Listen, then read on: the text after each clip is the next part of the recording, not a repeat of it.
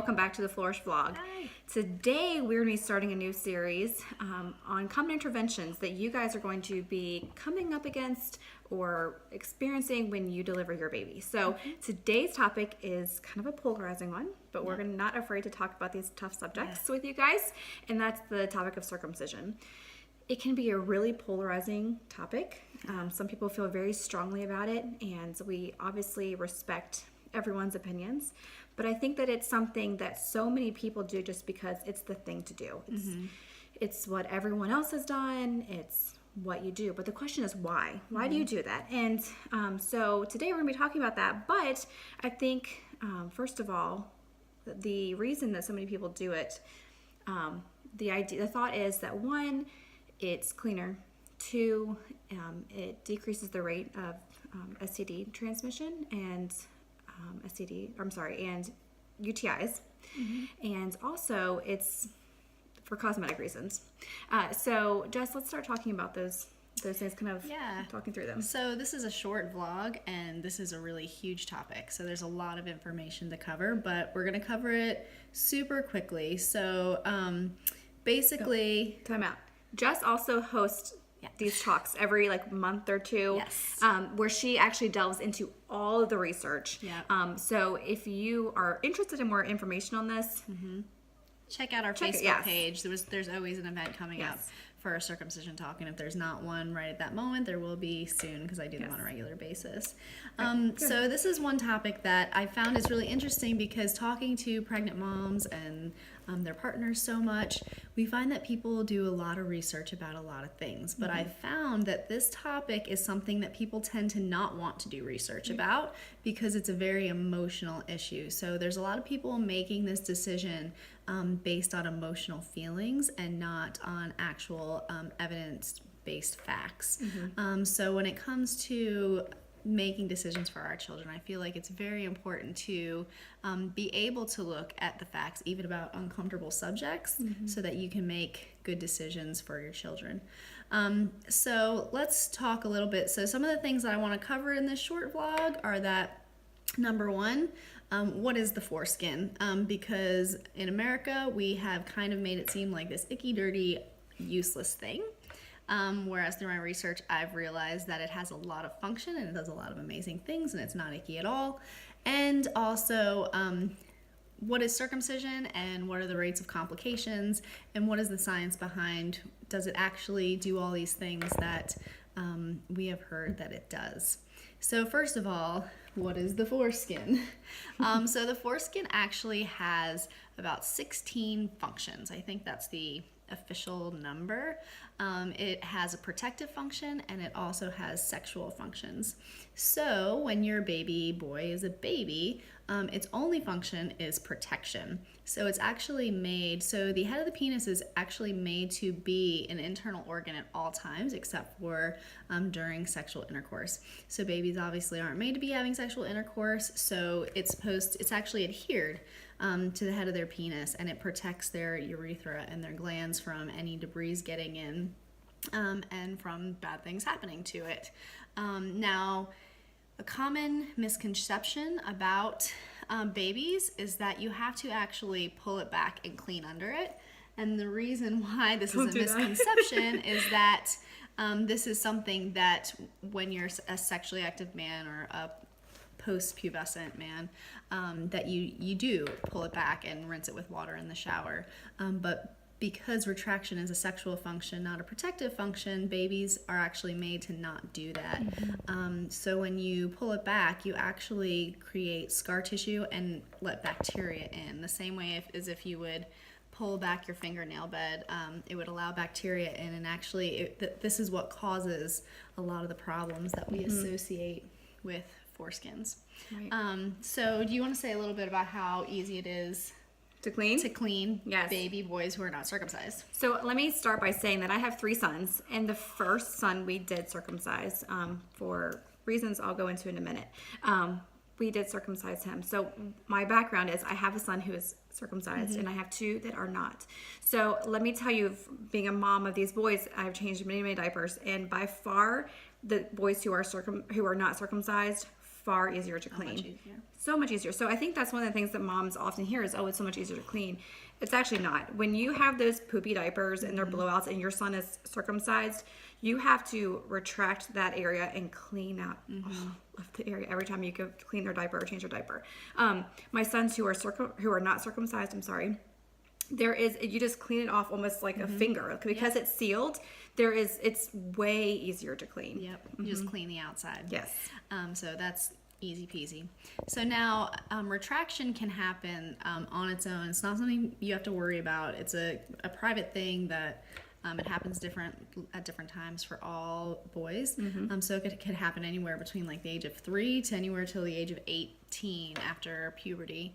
And once that happens, actually in kids that have not gone through puberty, they still don't have to like pull it back and clean underneath it. It's after you go through puberty that becomes more of an issue. So it's actually not cleaner to be, especially in infancy, to be circumcised as a baby. So let's go really quickly into, okay, so then I'm going to functions of the foreskin. In adulthood, though, it does have sexual function, both for, I'm not going to get too graphic on the vlog, but it has sexual function both for the man and the woman. And I always like to say, if you want to hear more detail about it, you can private message us and I can send you some websites about it. But if you alter the form of something, you're going to alter the function in the way that it's supposed to work. So even though a circumcised penis can still work for sexual intercourse, it works differently. So it feels differently for both the man and for the woman that he's having sex with. And they've actually found that foreskin actually gives more pleasure to men and to the women because, like I said, nature made it for those two parts to work together, and if you change it, you change how they work together. And it's pretty hard to improve upon nature with scalpels. That's what I like to say. Nature gets it right. Unless something is like happening that's pathological, that's going wrong, things are designed that way for a reason. Okay, so number one, foreskins aren't gross and they are awesome and they have actual function. They're not a useless piece of skin. Number two, does circumcision actually do all these wonderful things that we hear about? And the answer is no. So the American Academy of Pediatrics, the biggest one that they say it decreases is UTI.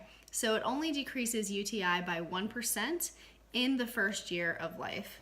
Now, to compare that, you would have to do 100 circumcisions to prevent one UTI. So out of 100 boys, if one of those that were circumcised would get a UTI, and 2 of those statistically that were not circumcised would get a UTI. And UTIs are very easily treated. UTI is also a side effect of circumcision because you are putting bacteria near the urethra and it can cause a problem with UTI. To compare this to girls have about a 9% chance of getting UTIs, and we just treat them and we don't ever think about changing their genitals for that reason. Really quickly on STDs, HIV, basically the only way to prevent those things is with condoms. If you are having sex with a person with an STD, you're probably going to get an STD, whether you are circumcised or not, if you're not using a condom. So I always like to say you could wear a condom, or you could cut off part of your penis and then wear a condom. Doesn't really make sense. You still have to wear a condom either way. And statistically speaking, the countries that have a higher rate of not circumcised men, sexually active men, they actually have lower rates of all of the major STDs and HIV than the United States. The United States has the highest percentage of sexually active circumcised men, and we also have the highest rates of STDs and HIV in the developed world. So it's not, that doesn't ring true in real life. So I think that about covers it. Cosmetically. Oh, cosmetic. Okay. Yeah. So people think that cosmetically, circumcised penis looks better than a not circumcised penis. The biggest difference between a circumcised penis and an intact penis is when it is not erect. So when you're not using it, the skin is over protecting it and keeping it nice and moist and keeping it nice and sensitive. When you get an erection, the skin actually pulls back, and there's a lot of people that cannot tell the difference between a circumcised penis and an intact penis when it's in action. I also want to say too, one of the biggest things that we hear is that the reason people want to do it is because they want their son to look like their dad. Yes. Because so many, and at least in our generation, most of the men in this country were circumcised. Yeah. However, if you look at the statistics, it is decreasing rapidly because insurance companies are no longer, not all of them are paying for it anymore. They see it as a cosmetic procedure. It's not necessary, and it's not recommended anymore for the reasons that it used to be. And because the information's out there, we live in the age of the internet now. Right. People can learn about this, and the more people are learning and researching, the more they're seeing, hey, this is not necessary, and it's not necessary to put my baby through pain or through the increased complications that you can have from circumcision, because even though you don't hear about them with any surgical procedure, there's a chance for something to go wrong. In my talk, I cover a lot of those incidences of what can go wrong during a circumcision and how often it does, but we don't have time to cover it here. So I really, really suggest you guys come on out to one of my full-length circumcision talks. I think it's a super important topic, and I think it's one that we need to kind of, pull the curtain back on and really help the stigma go away so that we can be making good decisions for our sons and for the men that they will become and for their future sexual partners. And just know that we are always a place, we are not we're not condemning you or judging you for whatever decision you have made or will make, but we just want to make sure that you guys know both sides of the argument before you make an informed decision. That's the most important thing. Yeah.